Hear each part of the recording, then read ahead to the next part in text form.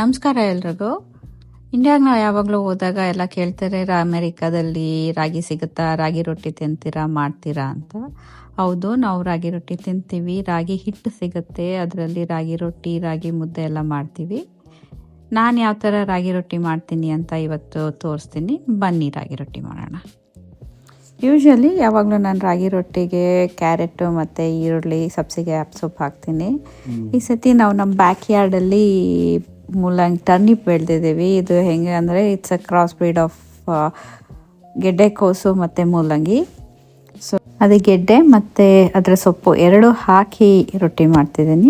ಅದನ್ನು ಚೆನ್ನಾಗಿ ತೊಳೆದು ಅದರದ್ದು ಮಣ್ಣೆಲ್ಲ ಹೋಗಂಗೆ ತೊಳೆದು ಅದು ಚೆನ್ನಾಗಿ ತೊಳೆದ್ಮೇಲೆ ಅದನ್ನು ಎಲೆನ ಚಿಕ್ಕದಾಗಿ ಕಟ್ ಮಾಡ್ಕೋಬೇಕು.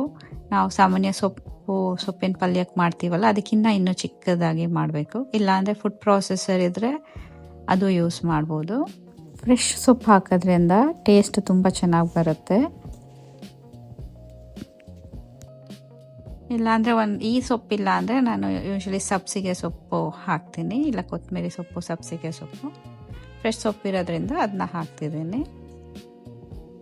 ಅದು ಕಟ್ ಮಾಡಿದ್ಮೇಲೆ ಅದನ್ನು ಒಂದು ಬೌಲಿಗೆ ಹಾಕ್ಕೊಳ್ಳೋಣ.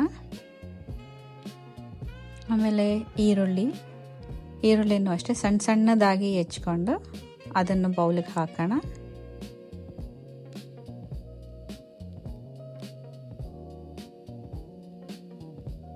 ಸೊ ಜಾಸ್ತಿ ಮಾಡೋದಿದ್ರೆ ಯೂಶ್ವಲಿ ನಾನು ಫುಡ್ ಪ್ರೊಸೆಸರಲ್ಲೆಲ್ಲ ಒಟ್ಟಿಗೆ ಕಟ್ ಮಾಡ್ಕೊತೀನಿ, ಹಾಗೆಲ್ಲ ಸಣ್ಣಗೆ ಬರುತ್ತೆ. ಈಗ ನಮ್ಮಿಬ್ಬರಿಗೆ ಮಾಡೋದ್ರಿಂದ ಬರೀ ಕೈಯಲ್ಲಿ ಒಂದು ಸ್ವಲ್ಪ ಹೆಚ್ಕೊತಿದ್ದೀನಿ. ಆಮೇಲೆ ಮೆಣಸಿನ್ಕಾಯಿ ಅಗೇನ್ ಆಪ್ಷನಲ್, ಬಟ್ ಮೆಣಸಿನ್ಕಾಯಿ ಇಷ್ಟಪಡೋದ್ರಿಂದ ಮೆಣಸಿನ್ಕಾಯಿ ಹಾಕ್ತಿದ್ದೀನಿ. ಟರ್ನಿಪ್ನ ಕಟ್ ಮಾಡಿ ಅದಕ್ಕೆ ಸ್ಕಿನ್ ಪೀಲ್ ಮಾಡಿ ಅದನ್ನು ತುರ್ಕೊಳ್ಳೋದು.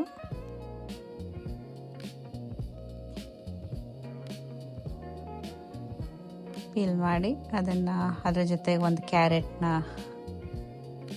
ಕೂಡ ಕ್ಲೀನಾಗಿ ಪೀಲ್ ಮಾಡಿ ಅದನ್ನು ಗ್ರೇಟ್ ಮಾಡಿಕೊಂಡು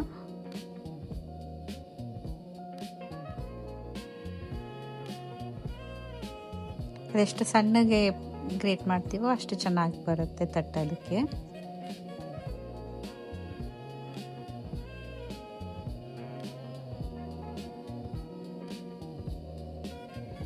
ಇದಾದಮೇಲೆ ಅದಕ್ಕೆ ಅದೇ ಪಾತ್ರೆಗೆ 1 ಕಪ್ಪು ಕಡಲೆ ಹಿಟ್ಟು, 2 ಕಪ್ಪು ರಾಗಿ ಹಿಟ್ಟು. ಸೊ ಕಡಲೆ ಹಿಟ್ಟು ಹಾಕೋದ್ರಿಂದ ಯಾಕೆನೋ protein, it's a good source of protein. ಮತ್ತು ಅರ್ಧ ಕಪ್ಪಷ್ಟು ಅಕ್ಕಿ ಹಿಟ್ಟು, ಇಲ್ಲ ಮಿಲೆಟ್ಸ್ ಇದ್ದರೆ ಮಿಲೆಟ್ಸ್ದು ಹಿಟ್ಟು ಹಾಕ್ಬೋದು. ಸ್ವಲ್ಪ ಉಪ್ಪು, 1 ಸ್ಪೂನಷ್ಟು ಎಳ್ಳು,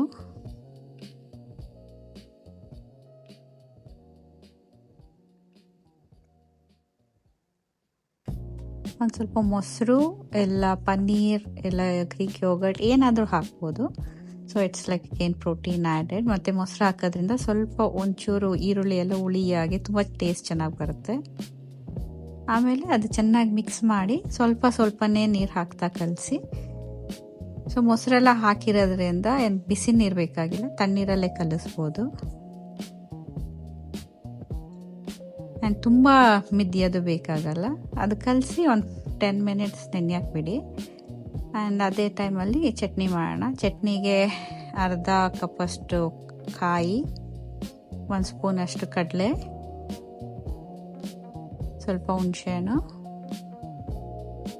1 ಗಾರ್ಲಿಕ್, ಬೇಕಂದರೆ ಮೆಣಸಿನ್ಕಾಯಿ ಹಾಕ್ಬೋದು, ಉಪ್ಪು, ಪುದೀನ ಸೊಪ್ಪು, ಪುದೀನ ಇಲ್ಲ ಅಂದರೆ ಕೊತ್ತಂಬರಿ ಸೊಪ್ಪು ಹಾಕಿ ಚೆನ್ನಾಗಿ ರುಬ್ಕೊಳ್ಳಿ. ಚಟ್ನಿ ಆಯಿತು. ಈಗ ರೊಟ್ಟಿ ಮಾಡೋಣ. ಹಿಟ್ಟು ನೆಂದಿದೆ. ಪಾರ್ಚ್ಮೆಂಟ್ ಪೇಪರ್ ಮೇಲೆ ಸ್ವಲ್ಪ ಎಣ್ಣೆ ಹಾಕಿ ಕ್ಲೀನಾಗಿ ಕೈಯಲ್ಲೇ ತಟ್ಕೋಬೋದು.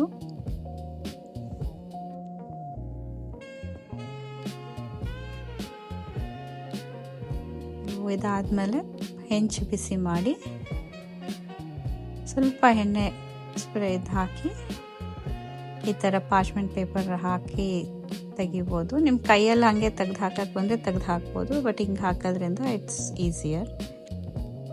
ಒಂಚೂರು ಈ ಥರ ಕಲರ್ ಚೇಂಜ್ ಆದಾಗ ಅದನ್ನ ಫ್ಲಿಪ್ ಮಾಡಿ ಸ್ವಲ್ಪ ಕಮ್ಮಿ ಊರಿಲೇ ಚೆನ್ನಾಗಿ ಬೇಯಿಸಿ.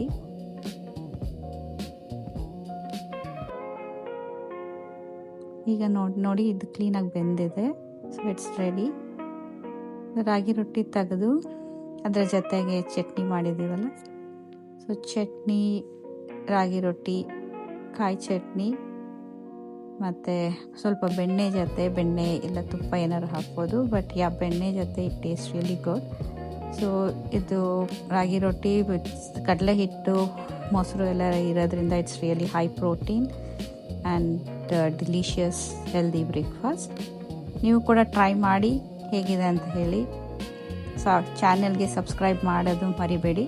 So thank you for watching. I will see you soon.